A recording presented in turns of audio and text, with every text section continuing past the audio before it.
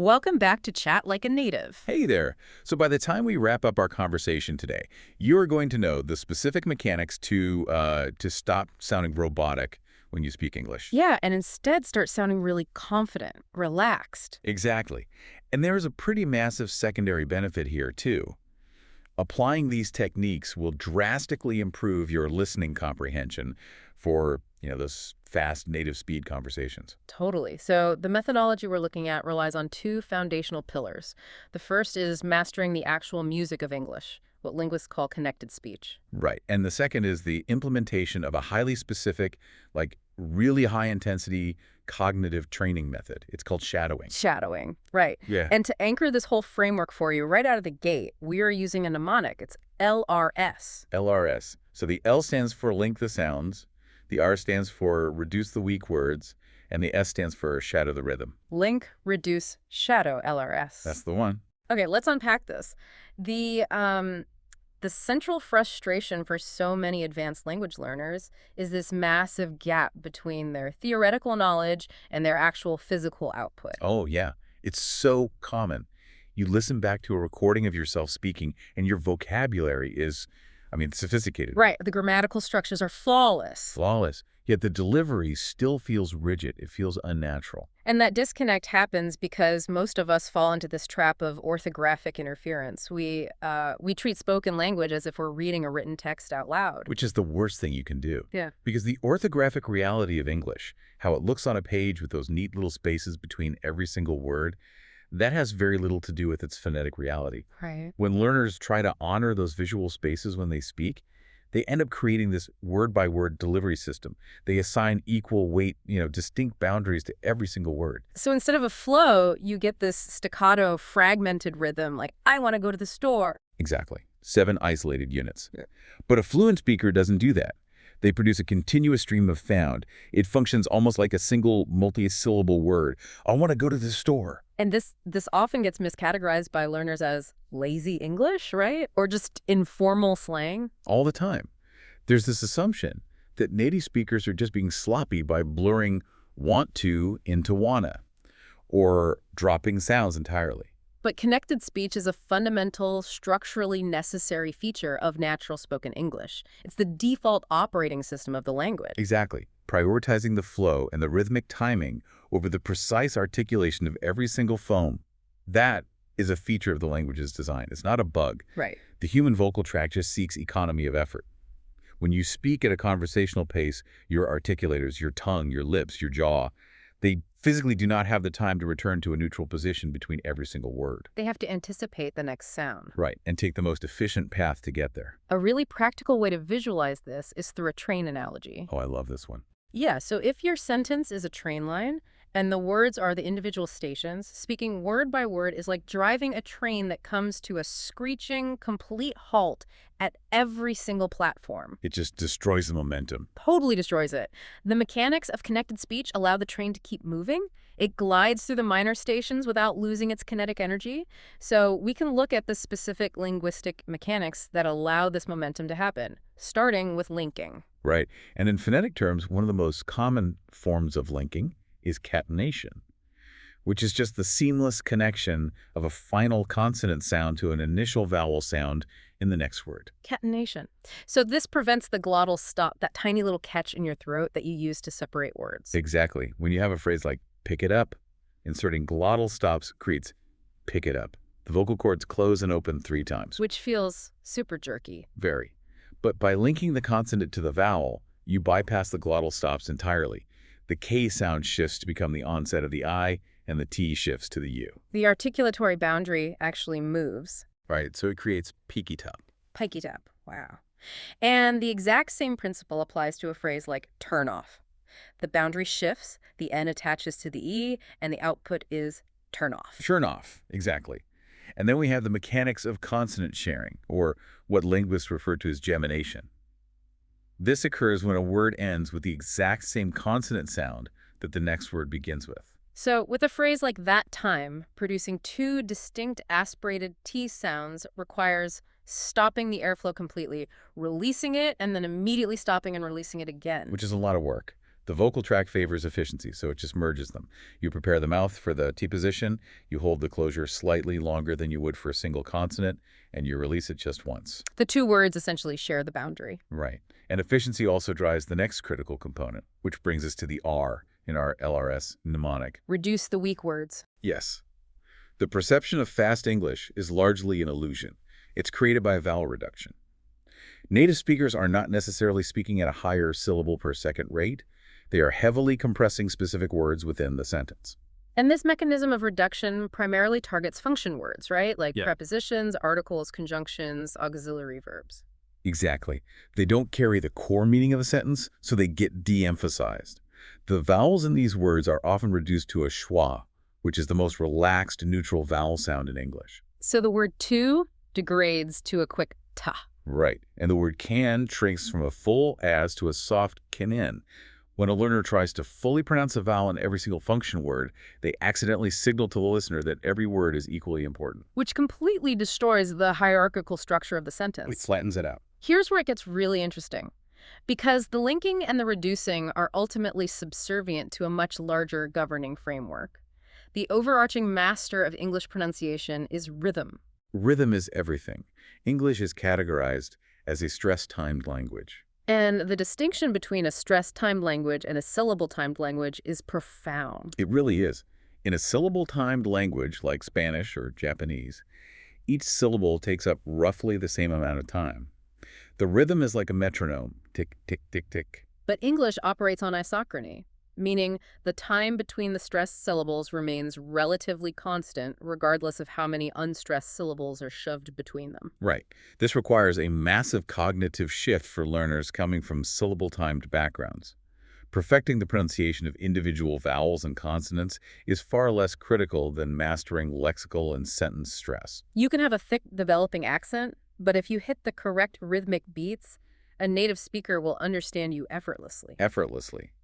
But if you have flawless phonemic pronunciation and you place the stress on the wrong syllables and the wrong words, the listener's brain literally cannot parse the information. Because the framework of an English sentence operates very much like the structural composition of a song. That's a great way to look at it. The content words, your nouns, main verbs, adjectives, adverbs, negative particles, they function as the heavy downbeats. They carry all the semantic weight. While the function words operate as the quick, transitional grace notes between those beats. Exactly. If a drummer hits the crash cymbal on every single eighth note of a song, the music becomes chaotic and unintelligible. The contrast is what creates the groove. Right. The quick, quiet connecting notes allow the listener's ear to jump from one heavy beat to the next. You process the core message without getting bogged down by the grammatical scaffolding. The challenge, though, is that you cannot acquire this rhythmic intuition merely by reading about it or analyzing phonetic transcripts. No, you can't. Yeah. Because prosody, the rhythm, the stress, the intonation of speech, it's a motor skill. Yeah. It requires physical conditioning of the articulatory muscles and the neurological pathways that actually control them. And that brings us to the S in the LRS mnemonic. Shadowing. Shadowing. Shadowing is an intensive auditory and articulatory training technique. Basically, it requires you to listen to a piece of native audio and repeat it out loud concurrently. You stay just a fraction of a second behind the speaker. Acting almost like the speaker's echo. And the neurological mechanism that makes shadowing so potent is how it engages with the phonological loop within our working memory. So how is this different from traditional repeat after me exercises? Traditional repetition drills introduce a delay. You listen to a sentence, the audio stops, you hold the sentence in your short-term memory, and then you reproduce it. And during that delay? During that delay, your brain strips away all the prosodic features. Yeah. The exact pitch, the subtle reductions, they're gone.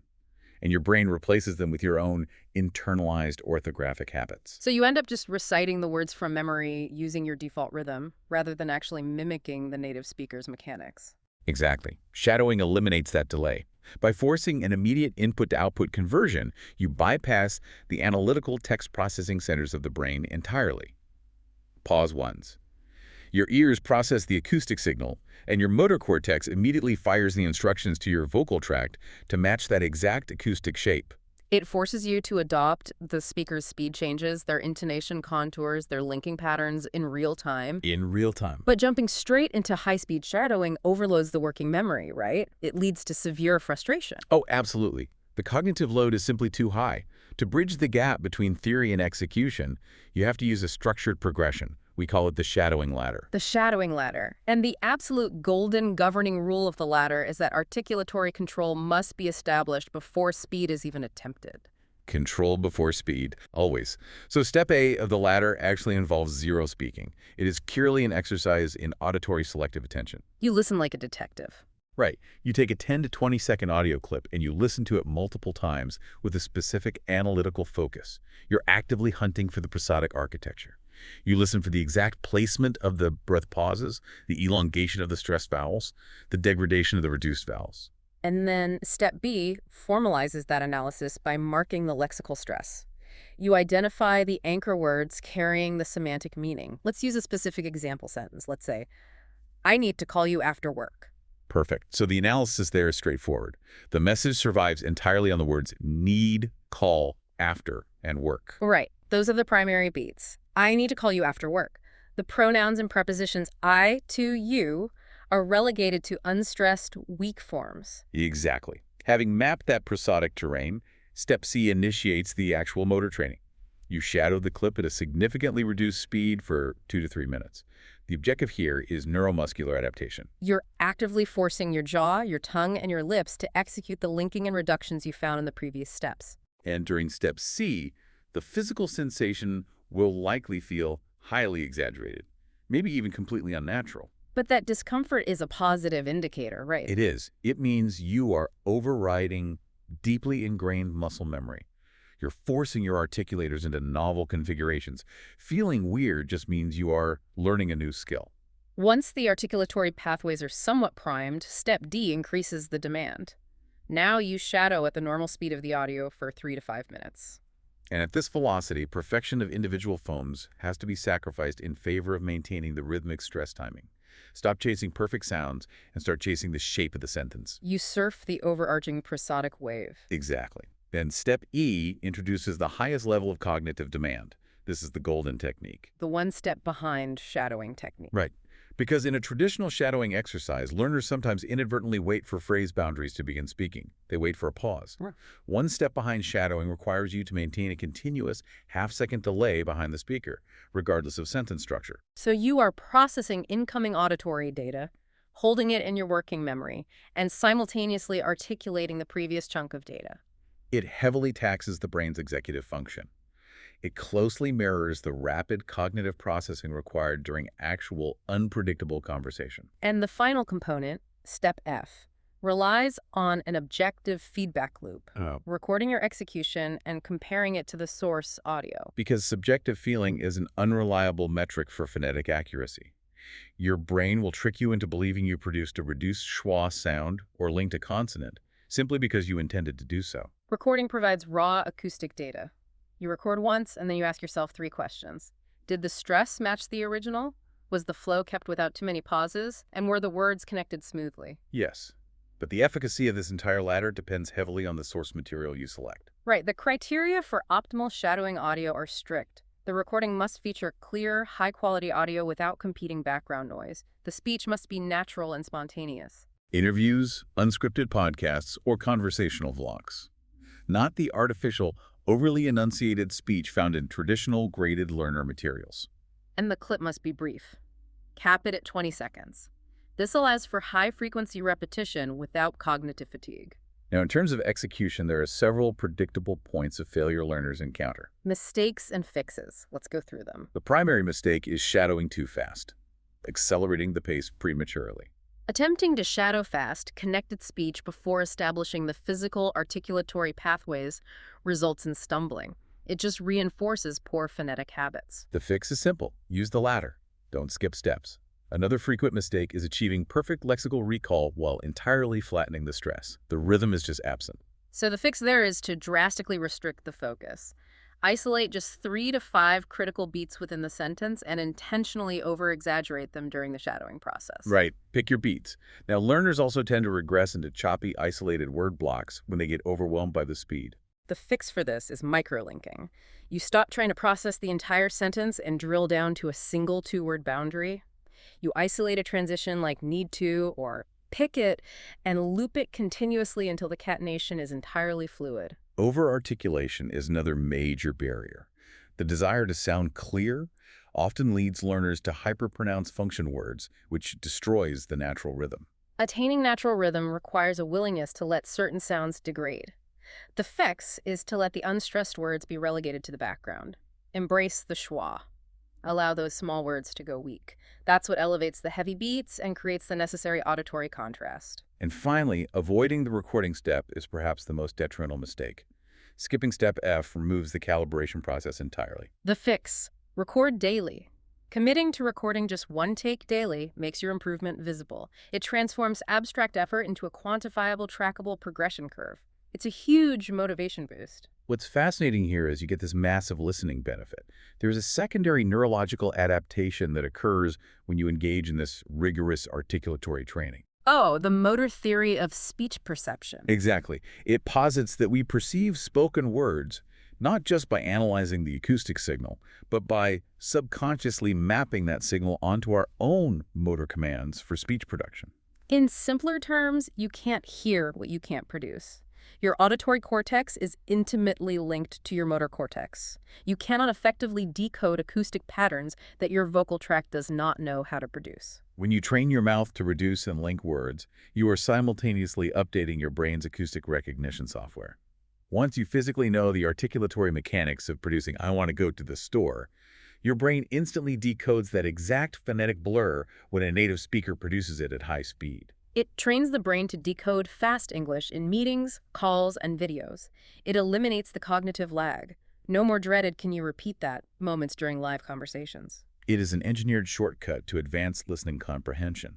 And to integrate this into a daily routine without causing burnout, the process requires only 10 minutes. 10 minutes a day. Minute 1 is dedicated to step A and B, the auditory analysis and mapping. Minutes 2 through 4 are for step C, the slow, controlled motor training. Minutes 5 through 7 handle step D, chasing the normal rhythmic speed. Minutes 8 and 9 push the cognitive limits with step E, the one step behind shadowing. And minute 10 is for step F, recording and auditing the output. Consistency over volume is the mechanism for neurological rewiring. Executing this precise 10-minute loop 5 days a week will fundamentally alter both your production and perception within 3 to 4 weeks. So what does this all mean? The objective of studying connected speech and utilizing the shadowing ladder is not the pursuit of flawless robotic perfection. No, not at all. The goal is communicative efficiency. You are training to produce relaxed, structurally sound, clear, and confident English. English that a native speaker's brain can process effortlessly without encountering phonetic friction. You are prioritizing connection over perfection. And the hidden benefit is that it shifts the experience of speaking a second language from a high-stress, real-time translation exercise into a fluid, subconscious motor habit. You stop fighting the language's orthography and start utilizing its natural acoustic physics. As those neuromuscular pathways solidify, a profound internal shift occurs. The internalized rhythm of connected speech eventually causes the brain to start thinking in smoother English. It turns the language from a test into a controlled tool. Which leaves us with a final, slightly more philosophical thought to ponder. We are taking a neurological deficit, the inability to hear or produce the rapid phonetic changes of connected speech, and systematically eliminating it purely through the physical mimicking of the desired output. Right. The physical action rewires the cognitive capability. So if physically training your mouth to mimic natural flow actually rewires your brain's ability to hear and comprehend fast speech, what other mental barriers in your life could be broken simply by physically mimicking the outcome you want to achieve? Man, that is powerful. Keep the LRS framework at the front of your mind, link the sounds, reduce the weak words, shadow the rhythm, start implementing the 10-minute ladder today. We will catch you next time.